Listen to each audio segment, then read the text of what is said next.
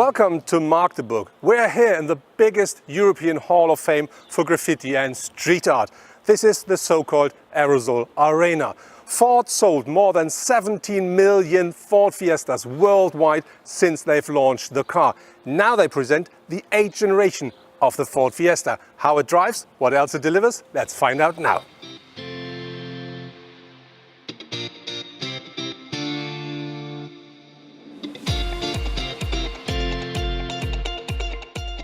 Our test car is the Ford Fiesta with a trim level titanium, so this is actually the highest trim level you can buy until the trim level Vignale will arrive later the year. Our car features the 1-liter 3-cylinder petrol engine with 100 brake horsepower and 170 Newton meters of maximum torque. This is combined here with a 6-speed manual gearbox, and I think that really works well. And I think that's powerful enough for a small car, for a city car. Absolutely sufficient. For the new Fiesta, Ford offers two different petrol engines. There's a 1-liter 3-cylinder turbocharged petrol, and there is a 1.1-liter 3-cylinder without a turbocharge. They deliver a power range between 70 up to 140 horsepower. On top there is a 1.5-liter 4-cylinder diesel turbo engine, and that offers between 85 up to 120 horsepower. Gear shifting is either with a 5 or 6-speed manual or with a 6-speed automatic gearbox.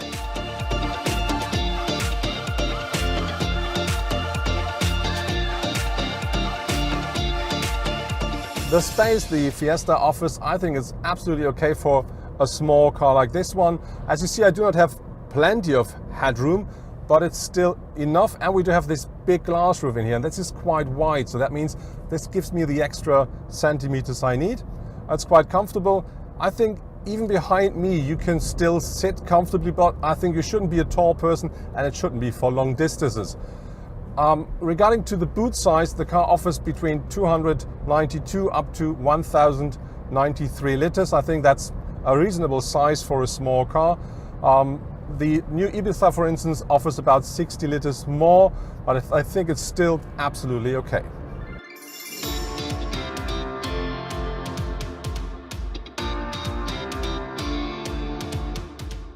The craftsmanship and the materials we find at the interior of the Fiesta, I think, are a big step forward regarding to the predecessor. We do have loads of soft touch materials. We of course have some hard plastic here, but it looks good, it's all fine.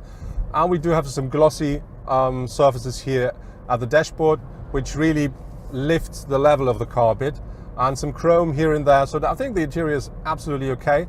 Looking at the cockpit, I have to say you really find everything you need for driving and navigating, and it's easy to read it, so it's all very clear, but I think it's a bit too clear. I think a bit more of passion, some minor changes would really give this system here a bit of a kick. And I have to say the angle of that cockpit could have been a bit more driver orientated, it's a bit more flat, but this really is complaining on quite high levels.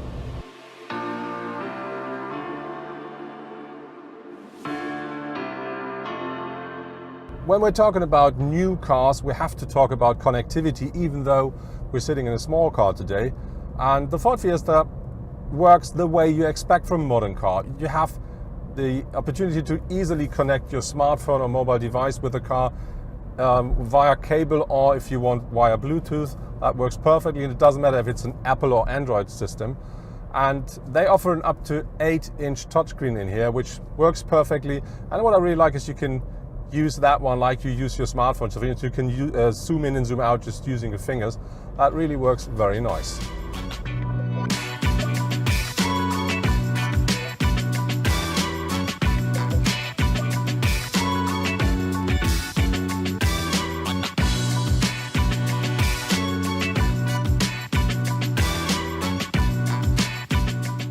The drive of the new Fiesta is really nice. The car is, like the predecessor, quite agile. The suspension is stiff enough to provide you with some fun while driving around curves, and it, on the other hand, offers you more than enough comfort when you're driving like I do now through the countryside. I think the engineers made a good job there.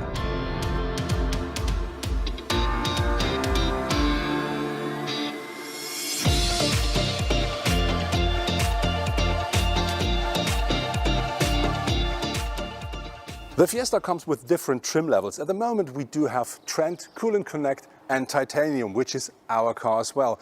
Later the year they're going to have the so-called ST line, which is the more sporty version, and they will have the Vignale, which is the top version then. Next year they will deliver a, let's say, crossover version, which will be called Active, and on top of this they do have the ST model, which then delivers 200 horsepower. If we're talking about the design, we see that this is the typical Ford grille, but the interior of that grille looks different depending on the trim level. With our car, the Titanium, we do have these chrome elements here, but they are completely different with other trim levels. But more important and very unique is that Ford offers completely different faces, and this is regarding to the fog lights here. With other trim levels, they're not only at different positions, they're also completely with different shapes.